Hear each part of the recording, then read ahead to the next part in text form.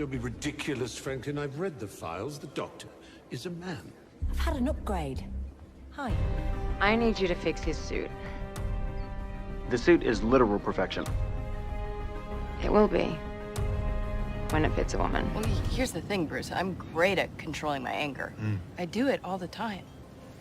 But when I'm catcalled in the street, when incompetent men explain my own area of expertise to me, I do it pretty much every day, because if I don't, I will get called emotional or difficult, or I might just literally get murdered. So I'm an expert at controlling my anger because I do it infinitely more than you. Someone wrote these things. These TV shows were produced, cast and crew were paid, studios greenlit, and then those things were released and put on streaming platforms. If this isn't a direct proof of a total victory of women empowerment over toxic masculinity, I don't know what is. Well, according to Miller, we still are living under the iron heel of total patriarchy.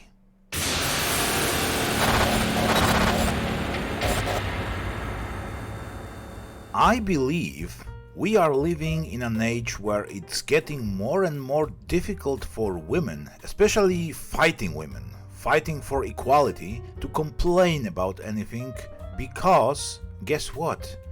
Women are equal and have been for years. We cannot even compare it to anything that happened in previous century.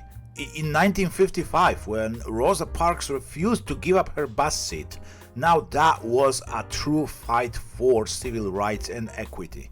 Women in developed countries are no longer oppressed. I mean, many F-ist activists love to paint themselves as such, because that victim mentality feels great. However, this kind of narrative becomes less and less believable with every passing year. When guys behave like sexist assholes towards women, it's usually very quickly called out. And if it happens in a workplace, oh, believe me, the punishments are really swift and severe. I work in a big corporation, and even innocent jokes, if misunderstood, may turn into an HR full-scale investigation. More than that, women actually keep outpacing men in college graduation. And not only in the US, it also keeps happening in Europe. According to Pew Research Center, in the age bracket of 25 to 34, 46% women are with a bachelor's degree compared to 36% of men. That also means more and more women taking well-paying jobs, doing great, making careers. This is why I believe they've won and got what they always wanted. However, winning is a dangerous thing because it takes away the reason to fight in the first place. That means no more enemies and no more feeling like a victim.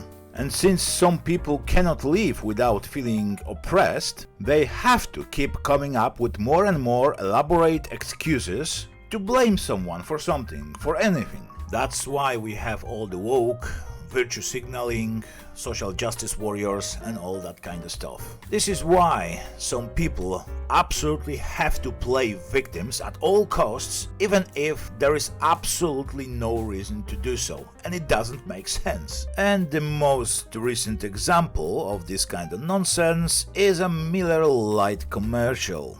You probably already heard about Bud Lite sales that continue to plummet over the backlash, so I'm not going to repeat everything that's already in the media, and many YouTubers cover this. No. My example is about a bit earlier Miller Lite Ad Campaign. That woke commercial, for some reason, after the Bud Light poo-poo hit the fan, was very quickly removed from all social media. However, of course, nothing gets forgotten on the internet. This, ladies and gentlemen, is another desperate try to label things that usually men like as toxic and trying to capitalize on it. Here's a little known fact. women were among the very first to brew beer ever. Alright, let me share a little known fact with you. Guess what? Women make half of the population. And even though right now in this day and age I kinda lost count of how many genders we have, but back then there were only 2. So yeah, women were among the very first to brew beer. Great start, Miller, but it gets better. From Mesopotamia to the Middle Ages to colonial America, women were the ones doing the brewing. Centuries later, how did the industry pay homage to the founding mothers of beer? They put us in bikinis. Wow. You serious? At first I thought that was some kind of a joke, but no, this is dead serious. Yes, bikinis are now a symbol of oppression. We, toxic males, instead of thanking women for brewing our beer, we slap those bikinis on them. Oh, those poor innocent beauties suffering male gaze and attention. And that's just the first 20 seconds. Let's continue. Look at this wild. It's time beer made it up to women. So today, Miller Lite is on a mission to clean up not just their but the whole beer industry's So, in a nutshell, ladies being pretty and posing to pictures for men to see is a sign of obedience. You shouldn't do it. More than that, if you're doing anything that has been considered sexy up until now, you are identifying yourself as a victim of patriarchy, even if you're not aware of that. Miller Lite has been scouring the internet for all this and buying it back so that they can turn it into good for women brewers. Literally, good How, you ask? Ladies, take it away. First, we turn the bad into compost. Then we feed compost to worms. Push out beautiful fertilizer. That good helps farmers grow quality hops, which is then donated to women brewers to make their own really good Translation. As an alternative to bikinis, you can say all the time, whenever you want, and drink beer. Isn't that a great exchange? When I saw it for the first time, I laughed really hard because I really thought that it's some kind of a parody. Unfortunately, it's not. Let's watch it till the end, and then I'll share my final thoughts. But there's definitely more out there. In your attic, in the garage, in your parents' basement. Send any you got into Miller Lite, and they'll turn that into good too. Oh, so here's to women, because without us, there would be no beer.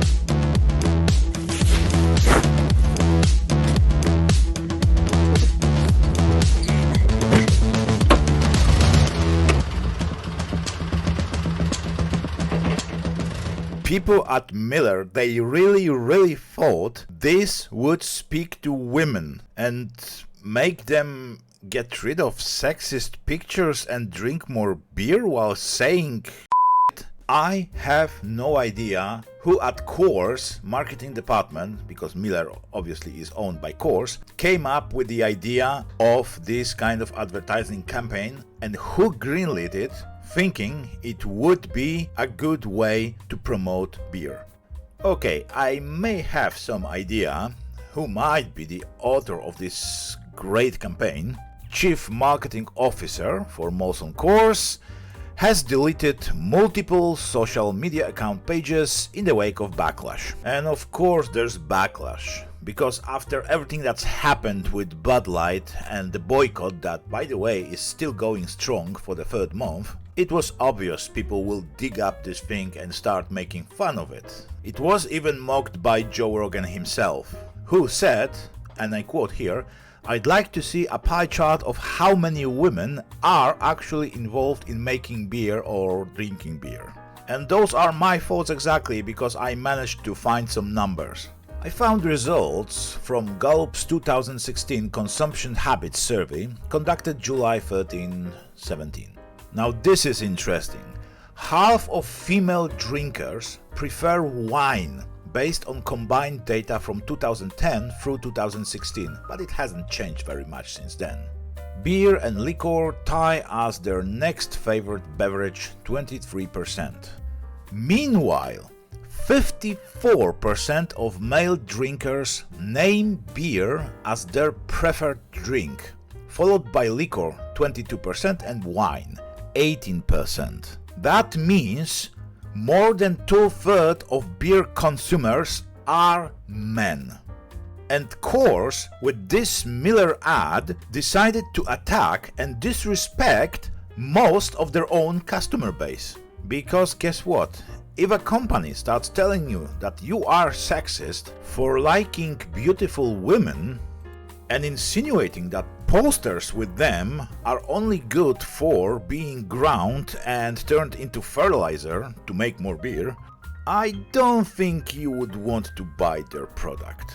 I know I wouldn't. I mean, I don't even drink beer, truth be told, but if I did, I would probably buy it from a company that doesn't go woke and doesn't imply that I should be ashamed for liking women in bikinis. But that's just me and my opinion. Maybe I'm just an old school chauvinist in the age of modern snowflakes. Who knows? Not surprisingly, the ad has been already removed by Coors from all their social media and YouTube channel, but obviously nothing gets lost on the internet, and we'll see how this story will unfold. And like I said, I believe women have won their rights, equity long time ago. And right now, F-ists desperately try to find something, anything to hate men for. And because they couldn't find anything else, it's bikinis and men who like watching pretty women wearing them. That's it from me. That was new content from my content. Till next time, cheers.